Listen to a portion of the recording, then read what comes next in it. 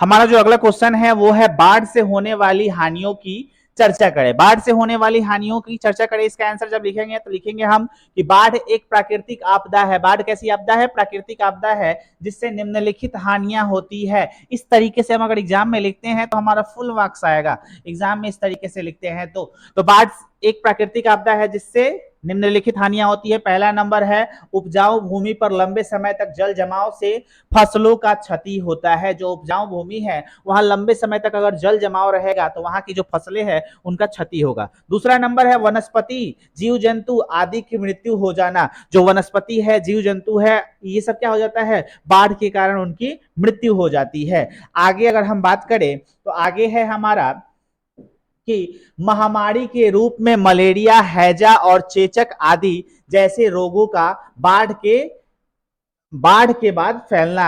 इन सब इलाकों में जो जल जमाव आप देख रहे हैं, जल जमाव के कारण यहाँ मच्छर पनपेगा, अनेक तरीके की बीमारी उपजेगी, जिससे क्या होता है? मलेरिया, हैजा, चेचक, महामारी जैसे रोग बढ़ जाते हैं। आगे है चौथा नंबर परिवहन व्यवस्था, जैसे सड़क हो गया, रेल मार्ग हो गया, ये सब टूट जाता है। बाढ़ के कारण जो सड़कें हैं, रेल मार्ग है, ये सब टूट जाता है जिससे आवागमन ठप हो जाता है। आगे है पांचवा नंबर मकान एवं संसाधन आदि का बाढ़ में क्षति होना। ये सब क्या है? तो ये सब है हमारा क्वेश्चन जो दूसरा है, बाढ़ से होने वाली हानियों की चर्चा करें, इसका आंसर। तो एक बार आप लोग इसका स्क्रीनशॉट ले लेना।